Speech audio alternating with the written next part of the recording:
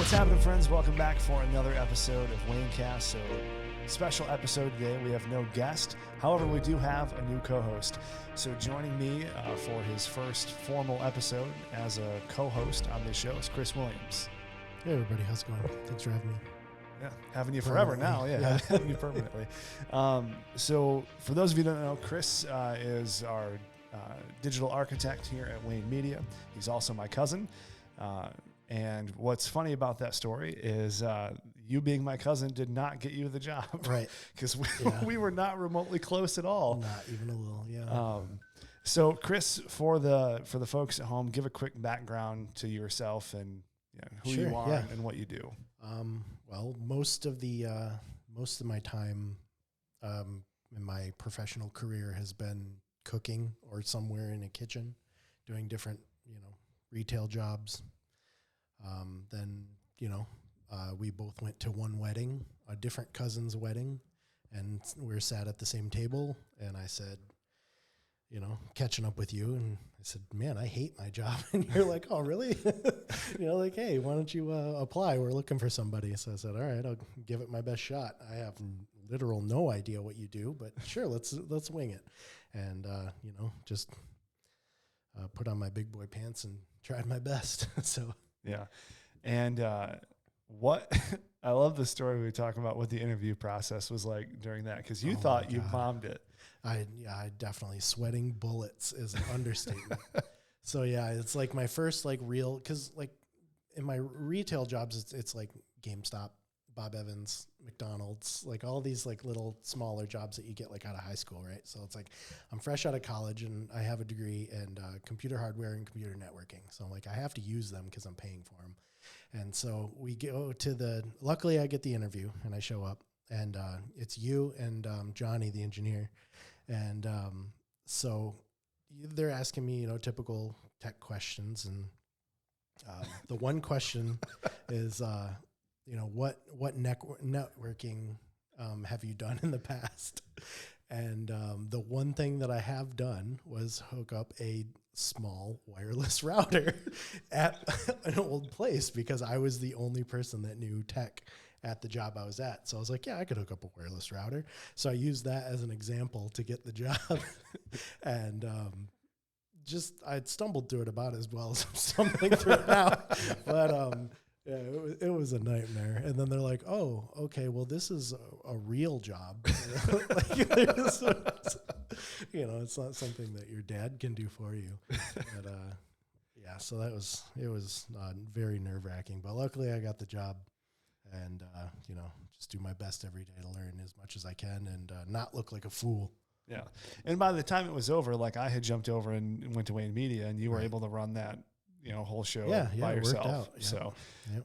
So that was kind of the first experience that I had in hiring people off of character and willingness to want to work rather than hey, I can do, right.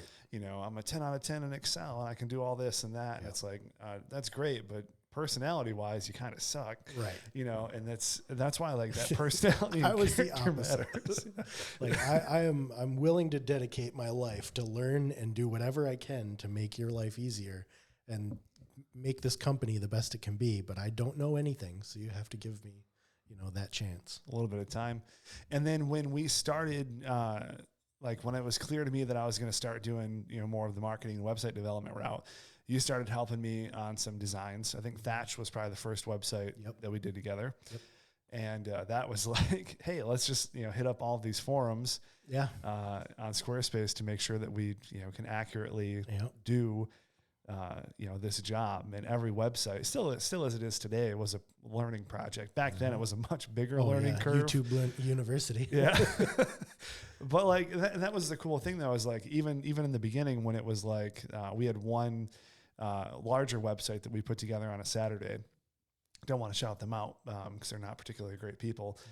But I remember that was a massive web project. Right. That was the first time I've ever done something that big. But even that, we crushed it. Yeah. And, that website outperformed their old one. Right. And then they just decided to make, interesting decisions. So, so the whole process I feel has been very educational. And for me, I'm not a big code person at all. And you love that. Yeah. Yeah, for whatever reason, that stuff just clicks with me. Just learning different logic-based code. Yeah.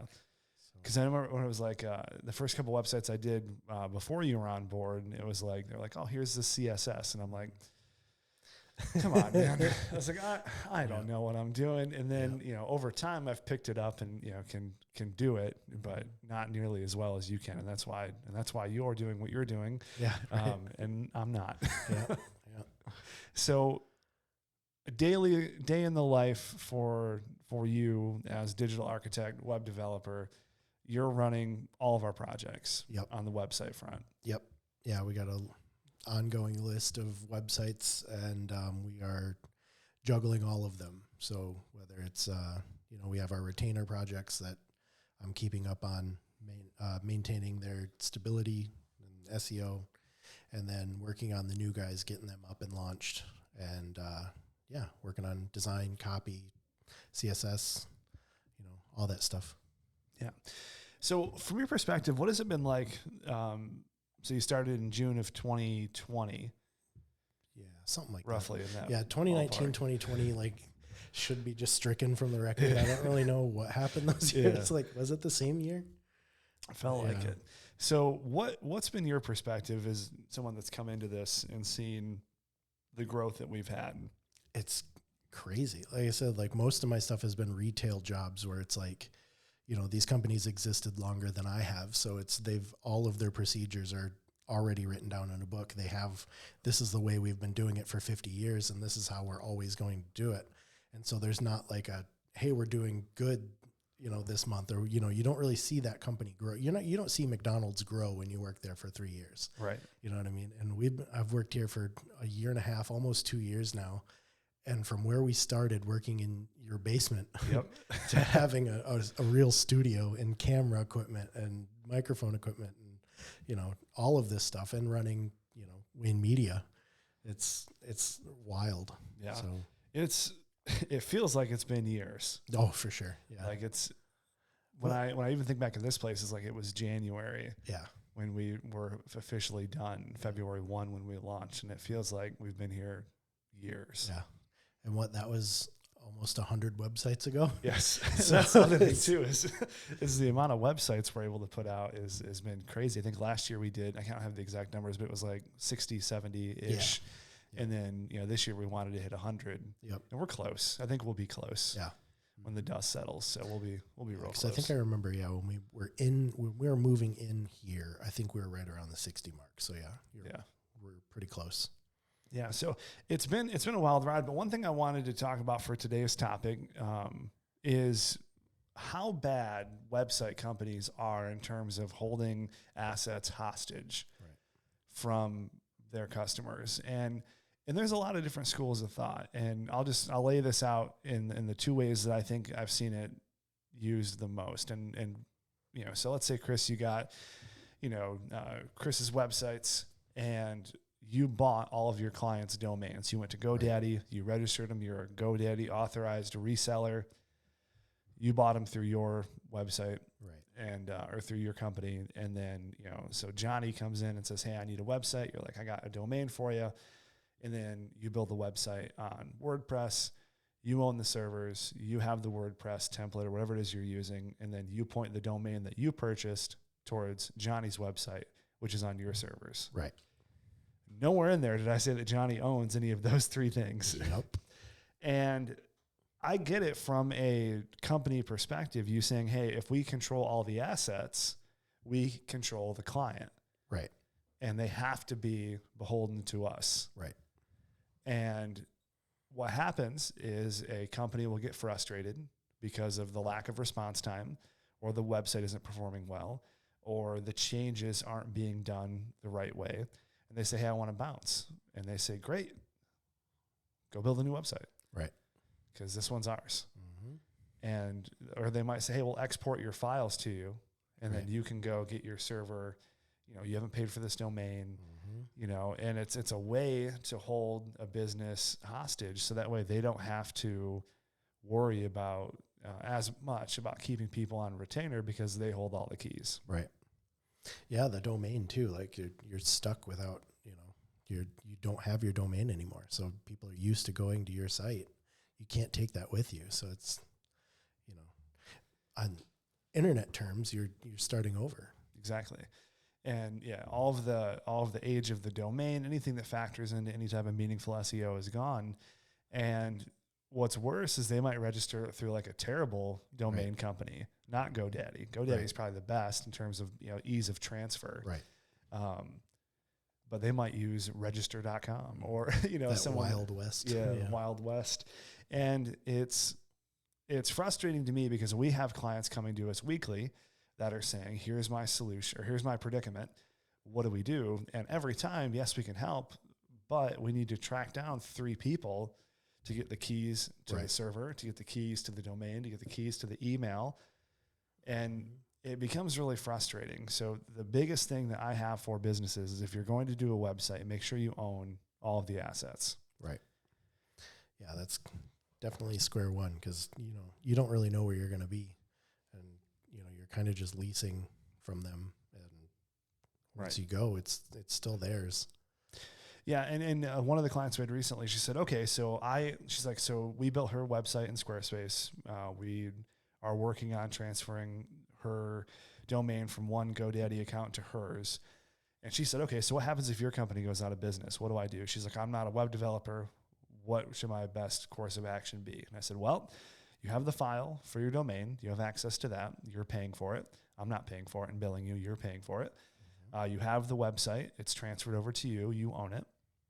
And from there, you can just Google Squarespace developers, and any Squarespace developer can pick up. You can give them access to it, and they can pick up and run the site just as if it were us. Yep. And that's why I like that platform more than anything else, is because of it's easy to transfer ownership of the website, and then for us to maintain as collaborators. Right. But when it comes time for renewal, it's all her account. It's all her billing. It's all on the client rather than us, and then us billing and upcharging or managing all of that. It's more simple for them. Mm-hmm. Yeah. It's way easier to just be, you know, pick up and go and do what you want to do. Or, you know, if you discover a passion for it, monitor it yourself. And yeah. And that's what's cool too, is like what's nice about Squarespace is it's not overly complicated. When you look at WordPress and just like the third-party plugin management, like that can be a full-time job. Oh yeah. And that's not to say like WordPress is the most powerful platform right. in the world. More than 50% of websites are on that platform. So it's not to say that it's bad, or it's obviously super useful. Right.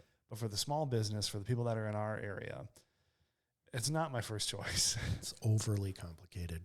Yeah. So one thing that I think is massive for a business owner to consider when they're doing a website is the education piece. I know that most small business owners are not going to become web developers or web experts, but just like the basic knowledge of like, sure, yeah, here's where the website's hosted. Here's where the domain is. Is the domain transferred into Squarespace, or is it pointing from GoDaddy? Right. Where are the emails set up? Is it a third-party reseller, or is it an account that I own? Right. And when we offboard a website, those are all questions and procedures that we're glad to turn over and help answer, because our goal is not to have a business that is solely driven by website retainers and all these billings. Right. Like, we want website projects to come in.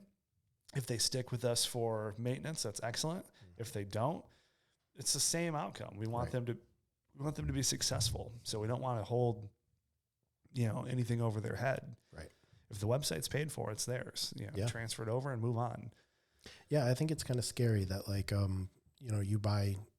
you go to like an outside source to host your domain or even host your website, and if you don't know any of that information, you don't know who hosts your domain, you don't know where your website's hosted. How do you know how much, you don't know how much money you're even paying or who you're even paying money to. You just know that you have a website. Right. That seems kind of dangerous. Yeah. And asset management's huge. If you're not thinking about where these assets are housed, you're going to get in a bad position, because someone's going to delete your website, or they go out of business. And this isn't always going to happen, but these are just risks. Right. And those small domain companies go down all the time. They're always swapping around and moving things, or either the bigger guys like GoDaddy are buying license, or we did that one website that their domain was purchased through I want to say it was like LinkedIn or something, but it was it through was one company. Rocket Lawyer. Yeah, Rocket. Was it Rocket Lawyer? Yeah, Something like that. but then it was resold. Yeah. Like they sold through another platform. Yeah, it was purchased through one platform, managed LegalZoom. That's what it was. LegalZoom. Yeah, That's what it was. Purchased through LegalZoom, managed through GoDaddy, and then operated by Squarespace. So it was like 3 different. So launching this website, you try to talk to their support, and they only know what they've been trained. So it's, oh yeah, we can help you do this, and then they get to a dead end, and they're like, well, let me take you to the next level of level 2 support. Yeah. And so launching this website, we're on like level 3 support at this point with 3 separate companies, and they still don't know how to do any of it. Yeah. And luckily, we found one manager from LegalZoom that was explained the process to us. But yeah, the client had no idea. They were just like, yeah, I own the domain. I don't remember who it's through. I pay yearly for it. I was like, man, that's really scary. Well, yeah, because then you get in the spot where you start a business, and I know the mindset of like, all right, I need a domain, I need to secure this. So you Google, where's the best place to get a domain, and then you get all the ads from Google ads that come up. And it's like, you can buy a domain for 99 cents. And they're like, oh, hell yeah. And then and then it's like through Pinterest or just some weird company. It's like Yahoo domains, and no one wants that. Jim's domains. Yeah. It's like, and then, it's 99 cents, but then you have to pay for the security, the privacy, and all the fees end up stacking up. So now you're paying, $20-$30, which is the same that you would pay from Squarespace or Google or GoDaddy, which is the 3 that we recommend. But there's just no value in saying, like, even for us as a company to say, look how many domains that we control. Like, that's too much management. And like, you should be, if you're managing 80, 90 domains, you should be allocating resources to ensure that all of those have proper checks and securities enabled and the billing's proper. But that's not what happens. Right. There's blips in the service because people don't check it because it's too much to manage, which is why website companies should not be in the business of owning domains. Right. Yep. Unless you're going to sell them. Yeah. Unless like you're not using them for something. Yeah. Like the prick that sold me Wayne Media for $3,000. Yeah. But like that's a completely different business. But it's frustrating because like it's kind of like this is the route you're going to take if you're a website company. Yeah.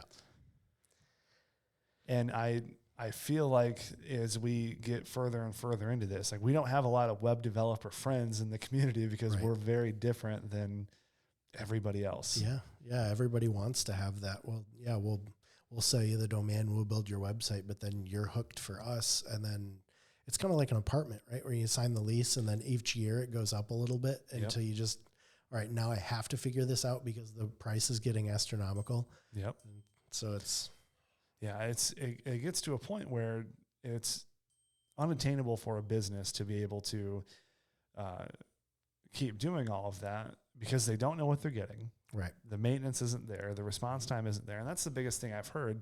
And there might be a website company out there that says I'm completely wrong or we don't know what we're doing. And they have it on lockdown and that's how they do it and it works great. Well, good for you. Come on the show. Yeah, come on the show. Let's talk about it because all of our clients that we've ever had that have had that issue, their domain has either been sold overseas, and we had,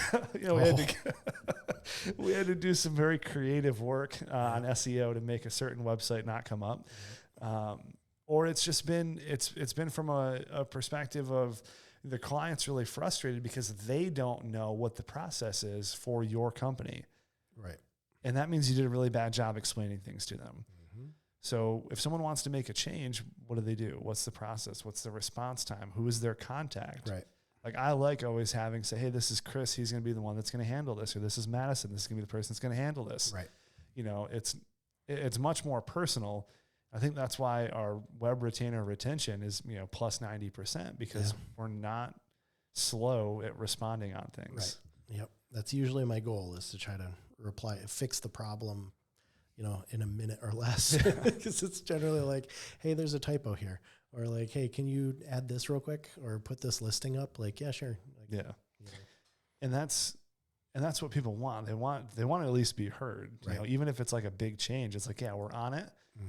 Give us 12 hours. We'll have it knocked out. Right. But just, it's sitting on read for 4 or 5 days. And that was, recently I was doing a transfer and it was a little more complicated. And the contact I needed didn't answer for 7 days, and we had a 10-day window to finish.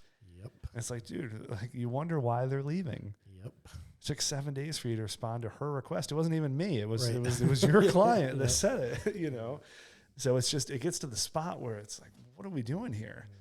And that's why I would say a lot of website companies are in this position of constantly needing volume because they have so much going out the door. Right. They need to replace it because their systems aren't right. Right. So on the domain side, I guess I should say on the Squarespace side, what have you seen as one or two of the advantages to the platforms that we use for our clients? Well, besides the SSL is pretty big. Like they maintain the SSL security on your website. So like for WordPress, you have to manage that yourself and make sure that the plugins are up to date or your site becomes susceptible to, attacks. So Squarespace already manages that, which is nice. You don't have to bother with it. And then the other one is analytics, where, I've seen small business owners like completely blown away that we launched their site and a month later there's over 1,000 people already looking at their site. Their bounce rates, hovering around 25-30%, where they're, checking out every page and, exploring all the products, and they're actually interested. And, it's not just like oops, I didn't mean to click that in Google. Yeah. So it's, people are actually looking at their sites and, it's working for them. So it's pretty cool. That's, I always think that like, a small business owner, they have to manage, most are owner operators and they're out doing, what their business is. And, the cool thing about the website is that it's out there in the world doing their work for them too. So it's helping them out, bring people in, bring awareness in, and helping them. So it's cool that Squarespace has that big analytics, that whole page of showing you, what pages people are visiting, how many forms they're submitting, how long people are staying on the page, all that stuff. And the trace history, like what buttons are they clicking on? Right. What, where are they going from, or what's the most popular content on that page, or what's being hit the most? And it's almost like a heat map. Yeah, sure. Not as perfectly shown, but it's nice to be able to say, I think of Green Oak Food Studio. Mm-hmm. So Jamie and David. Yeah. Great people, great company, phenomenal idea. So they're greenoakfoodstudio.com, but they just have a really neat concept. And when they came to us, they had no digital assets, and they said, we need a presence. Mm-hmm. So got the website done, Google My Business, Google Analytics, Search Console, and then turned everything over to them. Yep. And then we managed it. Yep. And it went gangbusters. Like they're a seasonal business. So now we're in kind of the dead of the winter because they're a food studio and a lot of events and whatnot. But so every season, like this was their first season, they're gonna just keep crushing it. Yeah, it was huge. And they own everything. Right. And when they have to, and when it is seasonal, and we're like, oh, now I have to go back to this, and then they have to call the company and say, hey, can we get these things back online? It's like, well, they already have access. Yeah. They already have everything they need. Yep. It's a big part to be able to empower the small businesses to say, yes, they have all the data, they have all the tools. And Squarespace in particular, like mobily, you can do everything from the phone. Right. I had, it was over the weekend, last weekend, it was Paul had texted me and said, hey, can we get this removed from the website? I want to add something else. Right.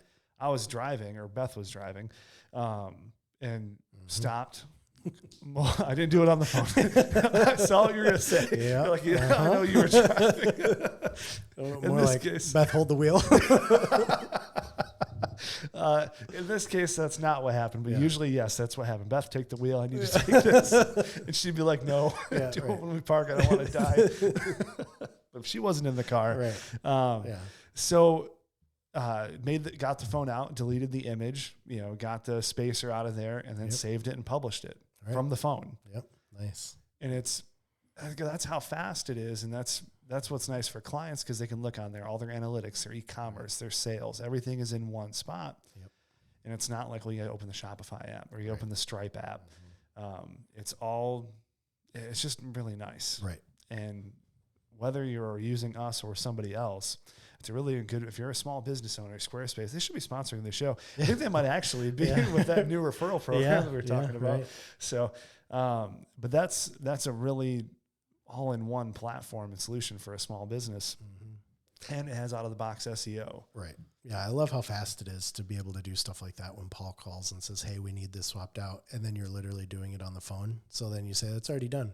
He's like, no, no, it's not though. I'm like, yeah, just refresh your page.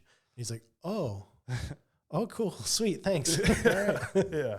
And it gives us an advantage in our efficiency. Yeah. Because we're not like, all right, we're going to go into this theme and we're going to open Elementor and then we're going to start coding it. Yeah. We're going to take a live capture of the website now for a backup. And, right. A 2-minute change becomes a 30-minute process. Right. And it's just, for the small business owner, they don't have time. Right. So, and neither do we, really. I mean, yeah. we have things to do. Right. Websites to build. A lot of websites to build. Yeah. So, all right, man. It's the first episode. Yeah. How'd it feel? It was fun. Good. I liked it. Good. It's going to be fun. Lots of new stuff ahead. It'll be fun to get some guests in and chat to them about it. So typically the format is going to be, our goal is to always have a guest in the studio. We're not always going to accomplish that. Right. So typically it's going to be me, Chris, and a guest, and we're going to talk about their business, different, business lifestyle, methodology. I want to explore more on like business minimalism and certainly more on just different business tactics for growth. And then also just learn more about how other people are doing it. Yeah. Because when we sit down and learn, here's how they scaled, we always certainly will learn something from that. Right. So I think it's going to be good. I'm excited. So this is episode somewhere in the 50s. Yeah. We've been figuring that out. That's been a fun project. It's episode 1 now. Episode 1. Yeah, I'll just start all over. Just have Julia delete everything. Yeah. She's gonna be like, what? Right. We spent 3 hours on that Excel workbook. So, all right, guys. Well, that's going to wrap up this episode. Chris, thanks so much, man. Yeah, thanks for having me. All right, guys. We'll catch you on the... Yeah, forever. You're not leaving. All right, guys. We'll catch you on the next one. Take care. Bye.